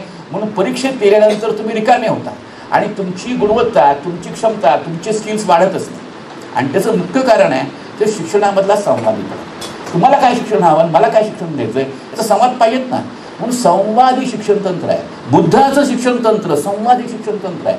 पाउलो फ्रेयरेने पुस्तक लिहिलं आहे दी पेडागॉजी ऑफ ऑप्रेस्ड, त्याच्यामध्ये संवादी शिक्षण तंत्र आहे. आम्ही सिस्टीम कोणती ब्राह्मणांची आहे, बँकिंग ऑफ सिस्टीम आहे. मेमरी, इतिहासाचे प्राध्यापक म्हणून तुमच्यावरती आम्ही इतक्या तथ्यांचा मारा करतो की पोरं बेजार आहेत स्मरणशक्ती. आणि आम्ही सुद्धा ज्या काही स्पर्धा परीक्षा घेतो त्याच्यामध्ये सगळ्यांना ऑब्जेक्टिव्ह करून एकदम मेमरीमध्येच अडकवलेलं आहे. हे जे काही सूत्र आहेत त्याच्यामध्ये खऱ्या अर्थानं तुमच्या ज्ञानाच्या विकास करण्याच्या क्षमता नाही. म्हणून फुले ज्ञानाच्या शिक्षण तंत्राच्या चौकटीमध्ये मूलगामी बदल सांगतात. आपण फुले फुले म्हणतो परंतु खरोखरच आपलं क्लासरूम हे इतकं खुलं आहे का हो, इतकं शिक्षण तंत्र आपण देतो का हो. फुले म्हणजे आपल्याला बोलण्याची गोष्ट आहे, त्यांना समजूनच घेत नाही आपण आणि त्याचा राबवण्याची तर गोष्ट दूरच आहे. एक म्हणजे ही जी भाषणं होतात ना ती एकदमच गौरव करणारी भाषणं असतात. मी तुम्हाला खात्रीने सांगेन की हा अत्यंत वृथा प्रकार आहे. त्यांचं श्रेष्ठता आपल्या गौरवाची बाब का बनवतो तुम्ही, त्यांच्याकडून शिकायला पाहिजेत ना आपण. बाबासाहेबांच्या गौरवात माझा गौरव आहे म्हणून मी प्रत्येक वेळेला बाबासाहेबांच्या जयंतीमध्ये सतत आपलं महान बघत बसायचं की बाबासाहेब महान होते. हे बाबासाहेब सांगत नाही. बाबासाहेब आपल्याला सांगतायत ते म्हणजे की परिवर्तनाचा क्रम आहे तो शिका. आणि फुले तुम्हाला तेच सांगतायत. आणि ते जर शिकायचं असेल तर त्यांची तत्व जी आहेत ती तत्वानुसाराला शिका. आणि त्या तत्वांमध्ये मूलगामी काही सूत्र, बदलाची सूत्र आहेत. आता आणखी बाबासाहेबांच्याकडे लगेच होतो कारण फार कमी वेळ आहे. बाबासाहेबांनी अत्यंत स्कॉलॅस्टिक पातळीवरती शिक्षण विचार केला आहे. फिलॉसॉफर म्हणून बाबासाहेब अतिशय महत्त्वाचं भूमिका घेतात. आपल्याला बाबासाहेब समजण्याचं गोष्ट कशी असते की आपण त्यांना बाबासाहेबांचा एका अर्थानं ताना बाणा काय होता तर त्यांना सतत प्रत्येक प्रश्नाला ॲड्रेस करावा लागला. त्यामुळे त्यांचं लेखन जे आहे ते लेखन प्रसंगानं रूप, इश्यूरूप झालेलं आहे. त्यांना अशा म्हणजे मी इतिहासाचे शिक्षक आहे तर मी इतिहासाच्या काय विषयावरती सतत सलग लिहीन असं बाबासाहेबांना फारसा वेळ मिळालेला नाही. बाबासाहेब लढ्यामध्ये संघर्षामध्ये इतके एका अर्थानं गुंतलेले आहेत की त्यांना अनुषंगिकच लिहावं लागलेलं आहे. शिक्षणाच्या प्रश्नाबद्दल बाबासाहेब अनुषंगिक लिहितात आणि ते सांगतात. सगळ्यात महत्त्वाची गोष्ट, मी तत्त्वज्ञानाविषयी बोलतोय म्हणून बाबासाहेब काय म्हणाले सांगतो तुम्हाला. तत्त्वज्ञान सगळ्यांना कळलं पाहिजे. तुमच्यापैकी किती लोकांनी प्लुटो नावाचं तत्त्वज्ञ माहिती आहे तुम्हाला? तुम्हाला स्पिनोझा किती लोकांना माहिती आहे? तुम्हाला क्रिटिकल थिअरी किती लोकांना माहिती आहे? हे तुमच्या अभ्यासक्रमात जवळजवळ नसतं. तुमच्या अभ्यासक्रमात जवळजवळ नसतं. त्यामुळे विश्व समजून घेण्यासाठी फिलॉसॉफिकल भूमिका तुमची घडतच नाही. बाबासाहेब ते सांगतात. बाबासाहेबांनी शिक्षण विचार जो मांडला आहे त्याचा जो मुख्य आकृतीबंध आहे तो त्यापूर्वी कांटनं मांडलेला आहे. कांटचं ऑन एज्युकेशन नावाचं पुस्तक आहे. त्यात त्याने एक सूत्र मांडलेलं आहे. ते कोणतं आहे? शिक्षणाचा उद्देश जो आहे तो ह्युमनायझेशन ऑफ मॅनकाइंड आहे. काय म्हणतोय तो? ह्युमनायझेशन ऑफ मॅनकाइंड म्हणजे मनुष्यत्वाचं मानवीकरण करणं. सगळा मनुष्य मात्र आहे त्याचं मानवीकरण करणं, ह्युमनायझेशन करणं, हे त्याचं सूत्र आहे. तो सांगतो शिक्षणामध्ये, विशेषतः प्राथमिक शिक्षणामध्ये 3 गोष्टी तो सांगतो. एक म्हणजे स्किल, डिस्क्रिशन आणि मोरॅलिटी. स्किल म्हणजे काय? तुमच्यापैकी सगळ्यांना माहिती आहे, कौशल्य. कौशल्य खरोखरच येतो का? मी थक्क आहे. आम्ही MA डिग्री देत असताना मुलांना लिहिण्याचं, इतिहास लेखनाचं कौशल्य खरोखर असतं का? असत नाही. डिग्र्या मिळतात, पण कौशल्य असं जर म्हटलं तर मुलांच्या कौशल्याचा चौकट अतिशय वीक आहे. अनेक वेळेला कौशल्याधारित अभ्यासक्रम असं आपण म्हणतो, पण खरोखरचं कौशल्य माहितीच नसतं. इतिहासामध्ये कौशल्य कशी व्याख्यांकित करावं हे शिक्षणशास्त्राचा माणूस सांगायला लागतो. आणि मी थक्क होऊन जातो की ह्या BEdच्या लोकांना काय कळतं शिक्षणामधलं कौशल्य काय आहे, इतिहास शिक्षणातलं कौशल्य काय आहे ते. मग ती शिक्षणाची कौशल्य ही 1लीपासून 10वीपर्यंत लोकांना त्या चौकटीत दिली जातात. मग त्या चौकटीमध्येच मग नंतरच्या कालखंडात लोकांना बोध होतो की याला कौशल्य म्हणतात. इतिहासाचं कौशल्य काय आहे हे तुम्हाला कळता आलं पाहिजे. इतिहासामध्ये तौलनिक कौशल्याशिवाय तुम्हाला एका विशिष्ट गोष्टीचं अस्तित्वच कळत नाही. तुम्हाला जर अगदी नीट समजून घ्या, बाबासाहेब आंबेडकरांनी महाड क्रांती म्हणजे काय हे समजून घेण्यासाठी फ्रेंच क्रांतीची तुलना केली. तिचं कौशल्य आहे की तुमचं वेगळेपण काय आणि तुमचं साम्य काय, तुम्ही नेमकं काय करता हे तुम्हाला महाड क्रांतीच्या भाषणामध्ये बाबासाहेब प्रकाशानं सांगतात. आणि तो आहे इतिहासाचं कौशल्य. आमच्याकडे कुठे आहे? शिक्षकांकडेच नाही तर मग विद्यार्थ्यांकडे कुठून येणार आहे? मग कौशल्य नावाची जी गोष्ट आहे ती कौशल्य नावाची गोष्ट तुमच्या विद्याशाखेमध्ये असणारं कौशल्य, डिस्क्रिशन, निर्णय घेण्याची कुवत. सगळ्यात वाईट स्थिती आहे विद्यार्थ्यांना निर्णय घेण्याचं, स्वतःच्या विषयीचा विचार करण्याचं कुठलंही सामर्थ्य नाही आहे. मी पाहिलेलं आहे. आम्ही अशा पद्धतीनं सगळे MPSC करतायत ना, मग आपण पण MPSC करायचं.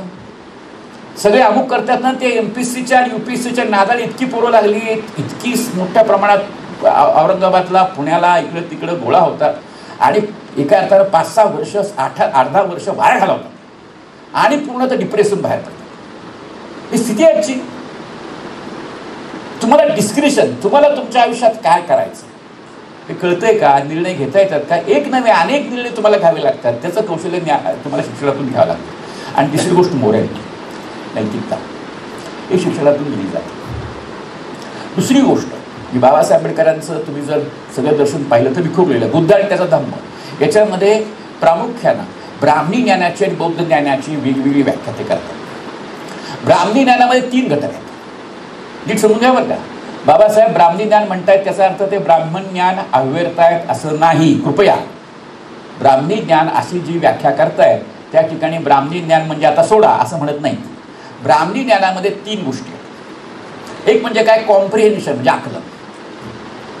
दुसरी गोष्ट काय? स्मरण, ते लक्षात ठेवलं पाहिजे. आणि तिसरी गोष्ट काय? ॲप्लिकेशन, अंमलात आणलं पाहिजे. 3 गोष्टी आहेत. कोणत्याही ज्ञान व्यवहारामध्ये या 3 गोष्टी असतातच. आपण त्या दुसऱ्या 2 गोष्टी जवळजवळ नष्ट केलेल्या आहेत. कॉम्प्रिहेन्शन नाही, मेमरी आहे, ॲप्लिकेशन 0 आहे. आपलं सगळं शिक्षण मेमरी बेस्ड आहे, आकलन बेस्ड पण नाही आणि ॲप्लिकेशन बेस्ड पण नाही. म्हणून तुमचा न माझा, तुमच्या पिढीचा सगळ्यात मोठं संकट जे आहे ते डिग्र्या मिळून सुद्धा तुम्ही जे पूर्णतः नाकर्ते बनता आहात, त्याचं कारण तुम्हाला हे 3 स्किल्स आलेत कुठं?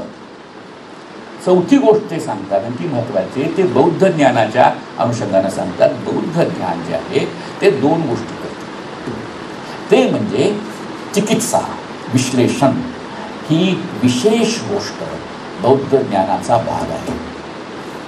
तुमच्यापैकी काहींना बिगनर नावाचा विचारवंत माहीत असेल तर तो अपोहवाद नावाचा सिद्धांत मांडतो. हा अपोहवाद नावाचा सिद्धांत जो आहे त्याच्यामध्ये साधारणतः वस्तूची व्याख्या ही तुम्हाला एक्सक्लुजनमधनं करावी लागते. गाय ह्याची व्याख्या तुम्ही जेव्हा तुमच्या घरातली गाय करता तेव्हा तुम्ही गायीची व्याख्या मधून इतर पशूंना गाळता आणि स्वतःच्या गायीच्या व्याख्येमधून इतर गायींना गाळता, तेव्हा तुम्हाला स्वतःच्या गायीचा बोध होतो. नमस्कार. तर ही जी काही ज्ञानाची प्रक्रिया आहे ही विश्लेषणाची प्रक्रिया आहे, संश्लेषणाची प्रक्रिया आहे. हे विश्लेषण आणि संश्लेषण हे बौद्ध ज्ञानाचा एक महत्त्वाचा गाभा आहे. आणि त्याला जोडलेला दुसरा मुद्दा जो आहे की तुम्हाला ज्ञान प्राप्त होईल, तुम्ही तुमच्या पद्धतीनं ज्ञान प्राप्त कराल, पण त्याचा पर्पज सोशल गुड म्हणजे सामाजिक कल्याणासाठीच पाहिजेत. सामाजिक कल्याणाशिवाय ज्ञान उपयोगाचं नाही. माझ्याकडं अणुतंत्र आहे, सामाजिक कल्याण त्यात काय आहे का बघा.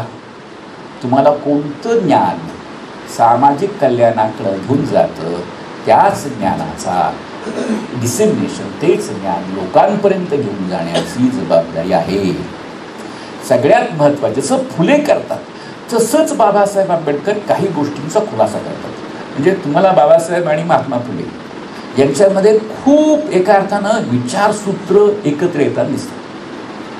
बाबासाहेब आंबेडकरांनी भारतात शूद्रांना शिक्षण नाकारलं, शूद्रांना नाकारलं, अतिशूद्रांना तर नाकारलं गेलं, ते तर सगळ्यात तळचे आहेत. शूद्रांना शिक्षण नाकारलं, त्याचा तर्क व्यवस्थेने काय दिला? व्यवस्थेने त्याचा तर्क फार जोरदार दिलाय बरं का. स्त्रियांना आणि शूद्रांना शिक्षण नाकारण्याच्या पाठीमागं जो तर्क ब्राह्मणवादानं दिला तो तर्क असा आहे की शूद्र पाल्य आहे, स्त्रिया पाल्य आहेत. पाल्य म्हणजे काय? मूल. आणि 3 वर्ण जे आहेत ते कोण आहेत? पालक आहेत. त्यामुळं शूद्रांना स्वतःच्या भल्याचा विचार करण्यासाठी शिक्षणाची गरजच नाही. शूद्रांना स्वतःसाठी काही शिक्षण घ्यावं याची गरज का नाही? त्यांच्या वतीनं त्यांचे पालक शिक्षण घेत आहेत. बाबासाहेबांनी अत्यंत चोख प्रश्न विचारला की पाल्याचे संरक्षण करण्याचा अधिकार 3 वर्णांना तुम्ही दिलात. जर त्यांनी शब्द वापरला रॉब्ड, म्हणजे या हितापासून त्यांच्या हिताचा, शूद्रांच्या हिताला यांनीच जर चोरलं, यांनीच जर बळकावलं, यांनीच डाका टाकला तर काय होणार आहे? शूद्रांना काही भवितव्य आहे का? स्त्रियांना काही भवितव्य आहे का? आणि त्यामुळे शिक्षण नाकारण्याच्या चौकटीतनं काय घडतं? बाबासाहेब आंबेडकरांनी अनिशब्द कास्टमध्ये काही विधानं केली, ती फार मजेदार विधान होती. बाबासाहेब सांगतात की या व्यवस्थेनं शूद्रांना नांगरगट्ट्या बनवलं, फ्लोमॅन बनवलं. फ्लोमॅन बनवल्या कारणामुळं त्यांना त्या नांगरापासून तलवारी करता आल्या. ते फ्लोमॅन असल्या कारणामुळं त्यांना स्वतःचा विचार करता आला नाही आणि त्यामुळे त्यांना बंड करता आला नाही. शिक्षण त्यांना न मिळाल्या कारणामुळं त्यांना स्वतःचं अस्तित्व आणि भविष्य याचा वेध घेता आला नाही आणि म्हणून ते चिरंतन दास्यामध्ये कोंडले गेले, चिरंतन दास्यामध्ये लादले गेले, असं बाबासाहेब सांगतात. आपल्यासमोरचं हे चिरंतन दास्य जे आहे त्याचं रूप आता बदललं आणि ते रूप काय आहे याचा खुलासा करण्यासाठी शेवटचं फक्त बाबासाहेबांचं विवेचन मी सांगतो आणि त्यानंतर माझं भाषण संपवतो. ते आहे, ते तुमच्यापैकी काहींना माहिती असेल की बाबासाहेबांनी 5वा वाढून दिलेला आहे. रायटिंग स्पीचेसचा 5वा खंड आहे. या 5व्या खंडामध्ये एक अतिशय महत्त्वाचं टिपण आहे बाबासाहेबांच्या अनेक लेखांमध्ये फिलॉसॉफिकल रिफ्लेक्शनची खूप शक्यता आहे, खूप ताकद आहे. आणि अनेक वेळेला या ग्रंथांमध्ये असं अनिशब्द कास्टला महत्त्व मिळालेलं आहे, तसं वॉर्निंग ऑफ अनटचेबलला महत्त्व मिळालेलं नाही. पण माझ्या दृष्टिकोनातून वॉर्निंग टू अनटचेबल नावाचं त्यांचं टिपण जे आहे ते अतिशय महत्त्वाचं टिपण आहे. हे टिपण साधारणतः एक सूत्र मांडतं, ते म्हणजे भारतातल्या समाज परिवर्तनाचं चक्र का अडखळतं, महाराष्ट्रामधल्या समाजक्रांतीचं किंवा भारतातल्या समाजक्रांतीचं कोंडी का होते याचं एका अर्थानं विश्लेषण केलं गेलं. साधारणतः काय आहे तुमच्यापैकी सगळ्यांना माहिती असेल, बदल कशामुळे घडतो, तर बदल घडण्यासाठी काही कार्यकारण तत्व लागतं. उदाहरणार्थ मार्क्समध्ये असं म्हणतात, भांडवलशाही आली तर जातीव्यवस्था नष्ट होईल. भांडवलशाही बरोबर ती उत्पादन संबंध बदलतील, जातीव्यवस्थेचे उत्पादन संबंध बदलले तर जातीव्यवस्था नष्ट होईल, असा आपोआप हा कुठून आलाय, हा मार्क्सवादामधून आलेला आहे. तसाच दुसरा वाद आहे की धर्म, तुम्ही धर्माचा आश्रय करा आणि धर्मामुळे बदल होतील. बाबासाहेब म्हणतात धर्मामुळे बदल होतील. तिसरं एक सूत्र आहे की लोकांमध्ये शिक्षण वाढवा, लोकांना विवेकी करा, लोकांचा इंटेलिजंट करा, आणि लोकांमध्ये इंटेलिजन्स वाढवला तर अर्थातच लोक जात सोडून घेतील. शिक्षणाचा विवेकाच्या प्रसारातून जात नष्ट होईल. विशेषतः एनलाइटमेंट म्हणजे ज्याला कांट म्हणतो, त्या कांटच्या विचारांना बाबासाहेब ॲड्रेस करतात. फार इंटरेस्टिंग आहे, त्याच्या खोलात जात नाही, तुम्हाला सगळ्यांचे तपशील माहीत नाहीत, त्यामुळे फक्त सूत्र रूपात सांगतो. ते काय आहे तर बाबासाहेब असं सांगतात की साधारणतः युरोपमध्ये हा प्रयत्न झाला. काय प्रयत्न झाला की विवेकातून समाज परिवर्तन होईल. काय गृहीत धरलं गेलं की हे ज्या अंधश्रद्धा आहेत, सामाजिक अन्याय जो आहे तो अंधश्रद्धेचा भाग आहे. सामाजिक अन्याय हा अंधश्रद्धेचा भाग आहे. बरोबर का? बरोबर आहे. तुम्ही काही श्रद्धा बाळगलेल्या आहेत, स्त्री कमी प्रतीची असते, श्रद्धा बाळगली तुम्ही, हा आपल्या धर्माचा विचार असा मांडला म्हणून स्त्रियांच्यावर तुम्ही अन्याय करू लागला. त्यामुळे अंधश्रद्धा या सामाजिक अन्याय करतात आणि त्यामुळं अंधश्रद्धा आणि सामाजिक अन्याय याचं एक नातं आहे. म्हणून पहिल्यांदा तुम्ही विवेक वाढवा, अंधश्रद्धा नष्ट करा आणि मग आपोआपच सामाजिक अन्याय नष्ट होईल. बाबासाहेब आंबेडकरांनी सांगितलं की युरोपात असं घडलेलं नाही. विवेकाचा प्रसार झाल्या कारणानं सामाजिक अन्याय युरोपमध्ये सुद्धा नष्ट झालेला नाही. मग दुसरा मुद्दा त्यांनी सांगितला तर भारतात तर तो नष्ट होतच नाही. आणि भारतात त्यांनी उदाहरण दिलं ते ब्राह्मण जातीचं उदाहरण आहे. बाबासाहेब सांगतात की सगळ्यात जास्त शिक्षित ब्राह्मण आहेत आणि ते सांगतात ब्राह्मण स्त्रियाही शिक्षित आहेत आणि ब्राह्मण मुलंही शिक्षित आहेत. पण म्हणून त्यांनी अस्पृश्यता सोडली का? बाबासाहेबांनी 5वा खंड लिहिला, तो साधारणपणे 1930च्या नंतरचा कालखंड आहे. 30 ते 40च्या कालखंडामध्ये ह्या सगळ्या गोष्टी त्यांनी तयार केल्या होत्या. हा ग्रंथ नंतर प्रकाशित झाला, परंतु साधारणतः त्याचा काळ जर निर्णय करायचा असेल तो साधारणपणे 30 ते 40 या कालखंडामध्ये हा ग्रंथ बाबासाहेबांनी सिद्ध केलेला. हा जो ग्रंथ आहे या ग्रंथात ते सांगतात, तो पूर्ण नाही बरं का, तो वॉर्निंग टू अनटचेबल हा त्यांचं टिपण जे आहे ते टिपण हे अपूर्ण आहे, म्हणून तो अपूर्ण पण ग्रंथ आहे काही अर्थानं. तर तिथं ते असं म्हणतात की मग हे असं का करतात, ते विवेकी होऊन सुद्धा अस्पृश्यता का सोडत नाही. तर त्यांनी त्याचं कारण दिलं, ते फार महत्त्वाचं आहे. ते सांगतात व्हेस्टेड इंटरेस्ट. काय? व्हेस्टेड इंटरेस्ट. व्हेस्टेड इंटरेस्ट तुमच्या का निर्माण होतं, तर त्याचं कारण आहे ते म्हणजे तुमची स्वतःची ओळख. जर अस्पृश्यतेमुळं मी काही न करता श्रेष्ठ ठरत असेल, मला काहीच करावं लागत नाही, मी जर कुणबी असेल, मी जर साडी असेल, मी जर कोष्टी असेल, तर अस्पृश्य आहे म्हणून मी त्यांच्यापेक्षा श्रेष्ठ आहे ना. त्यामुळे अस्पृश्यता असणं हे माझ्या श्रेष्ठतेचं कारण बनतं आणि म्हणून मी अस्पृश्यता मोडायला पुढंच येत नाही. माझा हितसंबंध अस्पृश्य हीन असण्यामध्ये कारण मी बिग होतो. माझी श्रेष्ठता अस्पृश्यांच्या हीनतेशी बांधली आहे, तसं स्त्रीची हीनता पुरुषाच्या श्रेष्ठतेशी बांधली आहे.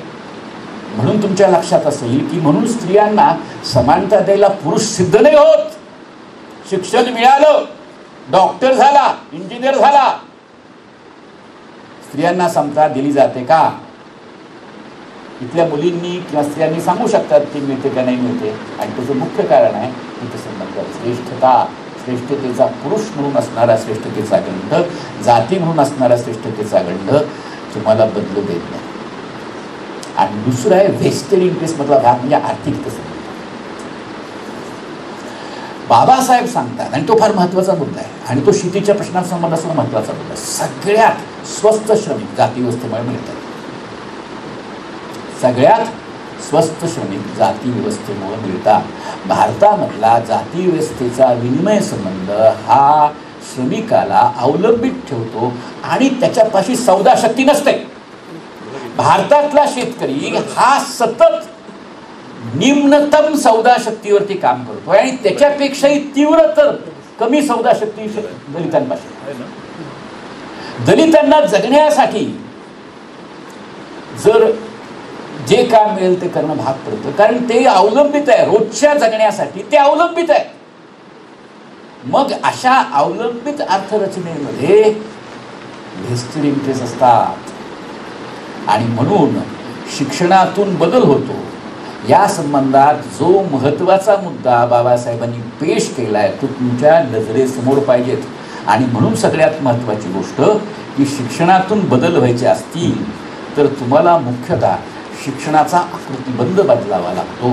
आणि तो आकृतिबंध बदलण्याचं विवेचन त्याच टिपणामध्ये आहे. त्यांनी शिक्षणाचा मार्ग नाकारलेला नाही बरं का तिथं. त्यांनी शिक्षणाच्या मार्गाची मर्यादा सांगितली आणि ती मर्यादा समजून आपल्याला जर शिक्षणाचा क्रम विस्तारता आला तर तो महत्त्वाचा आहे. सगळ्यात महत्त्वाची गोष्ट की तेव्हा तुम्ही फुले आंबेडकरांना समजून घेता तेव्हा तुम्ही मंडेन चौकटीत समजून घेऊ नका. आता वक्ते नाही आहेत पण तरीच मला सांगतो की त्यांनी जी मॉडेल सांगितली ही मॉडेल विचारांना धरून नाही. त्यांनी सांगितलं फुल्यांनी प्राथमिक शाळा काढली आणि शाहू महाराजांनी हॉस्टेल काढले आणि बाबासाहेबांनी कॉलेजेस काढली. सगळे तिन्हीही किंवा कर्मवीर भाऊराव अण्णांनी शाळा उभ्या केल्या. हे सगळेजण मास एज्युकेशन कशाचे मास एज्युकेशनचे प्रवक्ते आहेत. हे सगळेजण संवादी शिक्षण तंत्राचे पक्षपाती आहेत. हे म्हणतात की संवादी शिक्षण तंत्र हवं. हे सगळे म्हणतात तंत्र शिक्षण गरजेचं आहे. तेव्हा आपण कॅटेगरीज फुल्यांच्या बाबतीमध्ये बाबासाहेबांच्या बाबतीमध्ये वापरताना सजग राहिलं पाहिजेत. प्रचलित कॅटेगरी कुणीतरी अधिकारी व्यक्तीने अमुक कॅटेगरी बगाडे सरांनी अमुक लिहिले मग ते कसं चुकीचं असेल असं करता काम नाही. तुमच्यामध्ये चिकित्सेची बुद्धी, तुमच्यामध्ये सार पाहण्याची बुद्धी, तुमच्यामध्ये डिस्क्रिशन येणं हे अत्यंतिक गरजेचं आहे. म्हणून हा उल्लेख केला. ते माझे मित्र आहेत, त्यांच्याशी मतभेद व्यक्त करणं माझं काम नाही. फक्त तुम्हाला या शिक्षण तंत्राचा मुद्दा म्हणून सांगितला की तुम्हाला हे करता येणं हे तुम्ही स्वतःला इम्पावर करणं आहे, तुम्ही सक्षम होणं आहे. आणि ह्या प्रकारचं सक्षम शिक्षण हे आपण विस्तारू शकतो. फुले आणि बाबासाहेबांचा शेतीविषयक विचार आणि शिक्षण विचार हा या व्यापक जाती दास्याच्या चौकटीमध्ये जर आपण समजून घेतला तर आपल्याला मुक्तीच्या दिशेनं जाता येईल. त्यांच्या विचारांच्या मर्यादा मी पण नाकारत नाही. मी काही भक्त नाही, मी त्यांचाच अनुयायी आहे. बुद्ध सांगतो माझ्या कालातीत धम्माचं अनुसरण करा. बाबासाहेबही सांगतात की सातत्य हा गाढवाचा गुण आहे. त्यामुळे जे सार आहे ते महात्मा फुले आणि बाबासाहेबांच्या विचारांमधून घेणं आणि त्याचा एका अर्थाने विस्तार करणं हे पथ्य मी मानतो. आजच्या समकालीन चौकटीमध्ये मला असं वाटतं की हे बाबासाहेब आणि महात्मा फुले यांचे विचार प्रस्तुत आहेत. आणि या ठिकाणी पुण्यश्लोक अहिल्यादेवी होळकर विद्यापीठानं आणि डॉक्टर बाबासाहेब आंबेडकर अध्यासनांनी मला जी काही जबाबदारी दिली त्याबद्दल त्यांचे आभार मानतो आणि माझं भाषण थांबवतो. धन्यवाद. धन्यवाद सर. माननीय डॉक्टर उमेश बगाडे सरांनी तत्त्वज्ञान म्हणून महात्मा फुले आणि आंबेडकर समजून घेणं आवश्यक कसं आहे हे सांगितलं. बौद्ध परंपरेचा उल्लेख सरांनी केला. सरांनी ज्ञानातून ओळख निर्माण होते आणि होतात असं सांगितलं. सरांनी अतिशय प्रखरतेनं शेती आणि शैक्षणिक धोरण स्पष्ट केलं. गुलामगिरी, विषमता, अज्ञान, मानवीकरण, नीती, चिकित्सा या संज्ञा स्पष्ट केल्या. स्वतःहून स्वीकारलेली गुलामगिरी कमी करता येत नाही याचा उल्लेख केला. महात्मा फुलेंचं साहित्य स्पष्ट केलं. विधायक स्वायत्ता याचं महत्त्व स्पष्ट केलं. ज्ञानाचं संकुल कसं निर्माण होतं ते स्पष्ट केलं. तसंच महात्मा फुले आणि डॉक्टर बाबासाहेब आंबेडकर यांचे शैक्षणिक मूल्य कसे समान आहेत, शेतीविषयक वैज्ञानिक दृष्टिकोन कसा असावा, सत्ता कशी चालते हे आपल्याला कळलं पाहिजे हे सांगत सरांनी विवेक स्पष्ट केलं. महात्मा फुले आणि आंबेडकर यांची वैचारिक समानता स्पष्ट केली. संवादी शिक्षण व्यवस्था सांगितली. ज्ञान लोकोपयोगी असावं असं सांगितलं. याबद्दल आपले विद्यापीठाच्या वतीने आणि अध्यासनाच्या वतीने मी मनपूर्वक धन्यवाद देतो. धन्यवाद सर. यानंतर माननीय प्राध्यापक डॉक्टर चंद्रकांत चव्हाण सर, विभाग प्रमुख इतिहास विभाग, वालचंद कला विज्ञान महाविद्यालय सोलापूर यांना मी विनंती करतो की त्यांनी अध्यक्षीय मनोगत व्यक्त करावं.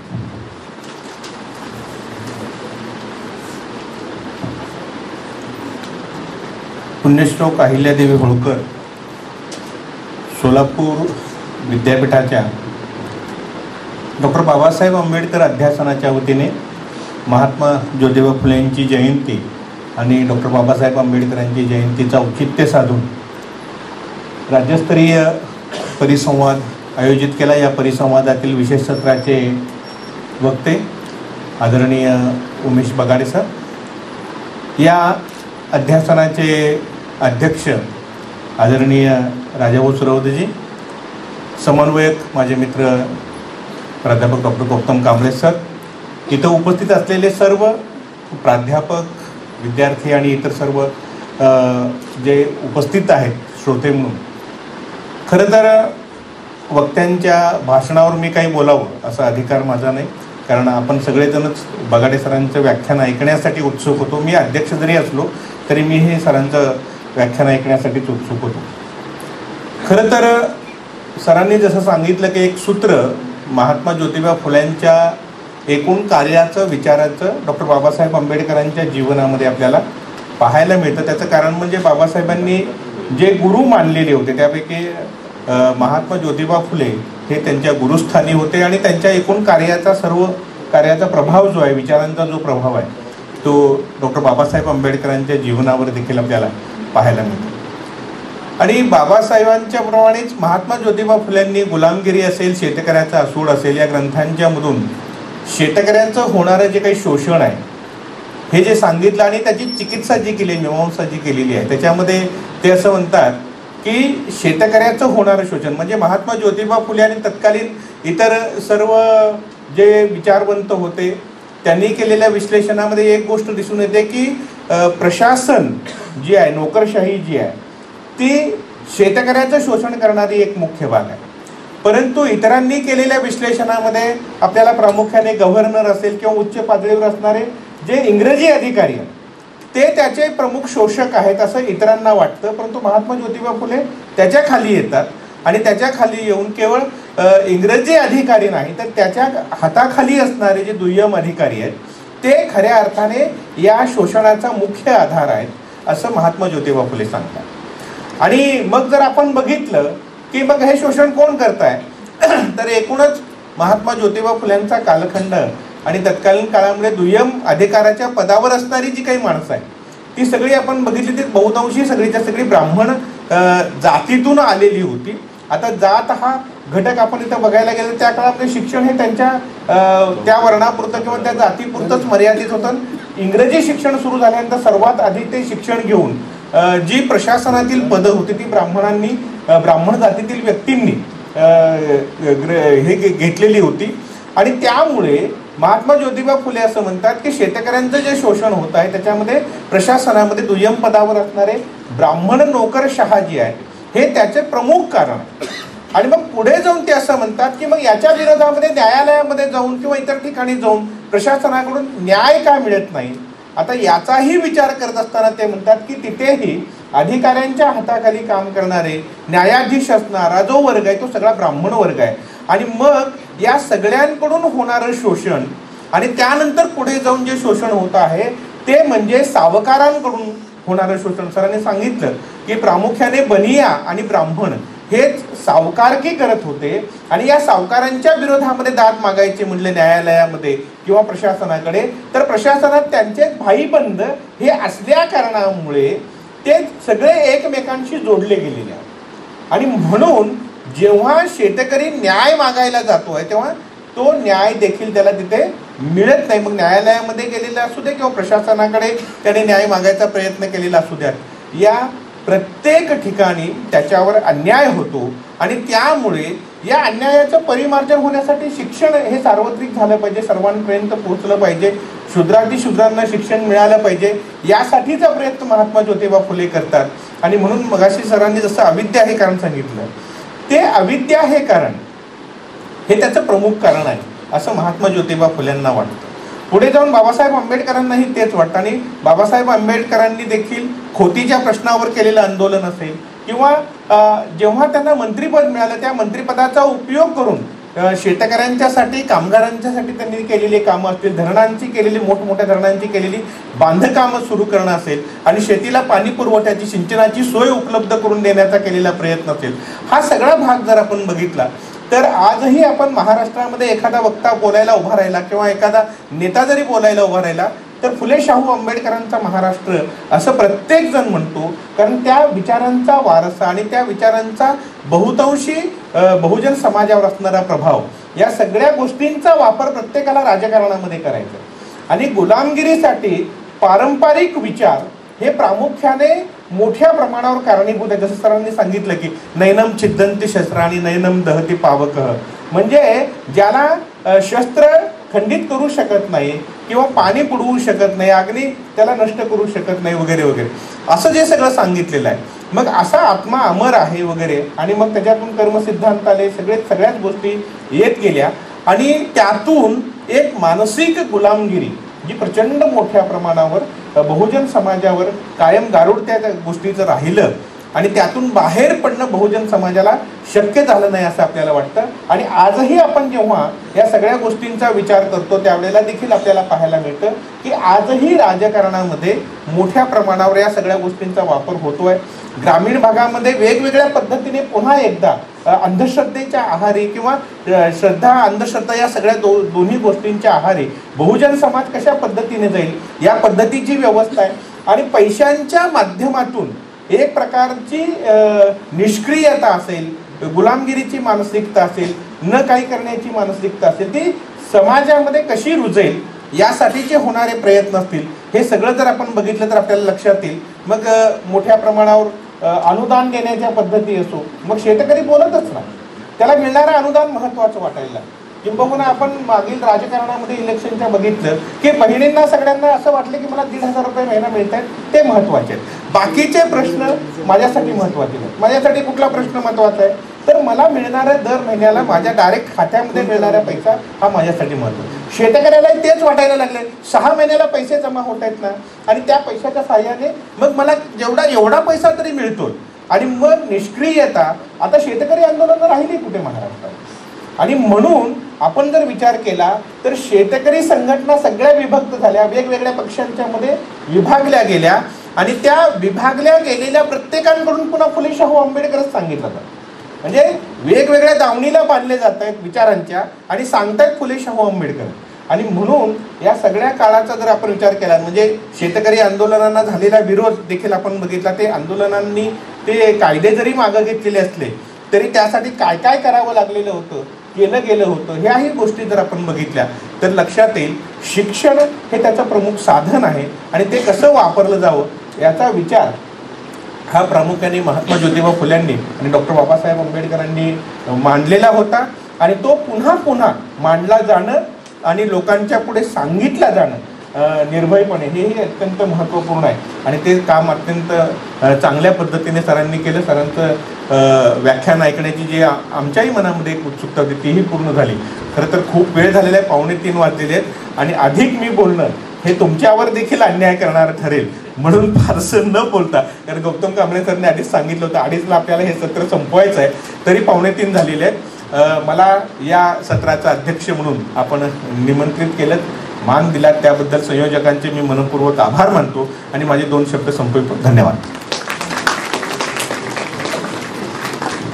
धन्यवाद सर. या सत्राचे आपण अध्यक्ष मनोगत व्यक्त केला त्याबद्दल मी विद्यापीठाच्या वतीने आणि अध्यासनाच्या वतीने आपले मनपूर्वक धन्यवाद मानतो. यानंतर या सत्राचे औपचारिक आभार व्यक्त करण्यासाठी डॉक्टर ज्ञानेश्वरी हजारे मॅडम यांना मी नम्र विनंती करतो.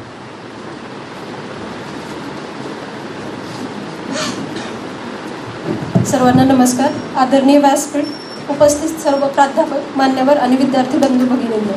पुण्यश्लोक अहिल्यादेवी होळकर, सोलापूर विद्यापीठ सोलापूर आणि डॉक्टर बाबासाहेब आंबेडकर अध्यासन, महात्मा ज्योतिराव फुले व डॉक्टर बाबासाहेब आंबेडकर जयंती महोत्सवानिमित्त महात्मा फुले व डॉक्टर बाबासाहेब आंबेडकर शेती शैक्षणिक धोरण व त्यांची समकालीन प्रस्तुतता या विषयावर आपण राज्यस्तरीय परिसंवादाचे आयोजन केलेले होते. तर या परिसंवादासाठी आपल्याला प्रमुख व्याख्याते म्हणून लाभलेले आहेत डॉक्टर उमेश बगाडे सर, इतिहासकार, छत्रपती संभाजीनगर. सरांनी आपल्याला त्यांच्या भाषणाच्या माध्यमातून अविद्या म्हणजे काय, तुम्हाला ओळखी कशा दिल्या गेल्या, जाती व्यवस्था, शेतकऱ्यांचे शोषण, त्यांचे मूळ कारण काय असेल, गुलामी किंवा दास्य स्थिती, विचार स्वातंत्र्य आणि मानसिक स्वातंत्र्य यांची आवश्यकता, त्यामधील फरक याविषयी अगदी सखोलपणे ओहापोह केलेला आहे. तसेच क्रांतीसूर्य महात्मा ज्योतिराव फुले व डॉक्टर बाबासाहेब आंबेडकर यांचे विचार, लेखन, अस्पृश्यता आणि संवादी शिक्षण तंत्राचा अवलंब का केला पाहिजे व त्याची आवश्यकता काय आहे, या सर्व मुद्द्यावर सरांनी अतिशय सखोल विवेचन केले. नवविचारांची बीजे उपस्थितांमध्ये आणि श्रोत्यांमध्ये पेरलेली आहेत आणि आम्हाला उद्बोधित केले. त्याबद्दल सर आपल्या विद्यापीठातर्फे मनपूर्वक आभारी आहोत. यानंतर आजच्या कार्यक्रमाचे अध्यक्ष माननीय डॉक्टर चंद्रकांत चव्हाण सर, विभाग प्रमुख, इतिहास विभाग, बालचंद कला आणि विज्ञान महाविद्यालय. सरांनी देखील विविध उदाहरणाद्वारे सद्यस्थितीचे विवेचन केले आणि आजचे अध्यक्षपद भूषविले. त्याबद्दल सरांचे मनपूर्वक आभार. सामाजिक शास्त्र संकुलाचे संचालक व डॉक्टर बाबासाहेब आंबेडकर अध्यासन केंद्राचे समन्वयक आदरणीय डॉक्टर गौतम कांबळे सर, सरांनी आम्हाला प्रेरणा आणि मार्गदर्शन केले. त्याबद्दल सरांचे मनपूर्वक आभार. डॉक्टर बाबासाहेब आंबेडकर अध्यासनाचे अध्यक्ष माननीय सर्वदे सर यांचे देखील मनपूर्वक आभार. तसेच उपस्थित सर्व प्राध्यापक doctor Vishnu Waghmare sir, Panchappa Waghmare sir आणि विविध महाविद्यालयातील उपस्थित प्राध्यापक यांचे देखील आभार. माझे सर्व सहकारी प्राध्यापक आणि भाषा वाङ्मय संकुलातील सर्व प्राध्यापक यांचे देखील आभार. या परिसंवादास एका सूत्रात गुंफणारे सूत्रसंचालक डॉक्टर तेजस्विनी मॅडम आणि भास्के सर यांचे देखील आभार. सर्व टेक्निकल टीम यांचे देखील आम्ही आभारी आहोत. तसेच सामाजिक शास्त्र संकुलातील सर्व विभागातील आमचे प्रिय विद्यार्थी, तुमच्यामुळे हा परिसंवाद आज परिपूर्ण झाला. त्यामुळे तुमचे देखील मनपूर्वक आभार. आपल्या सर्वांचे पुन्हा एकदा मनपूर्वक आभारी आहे. धन्यवाद.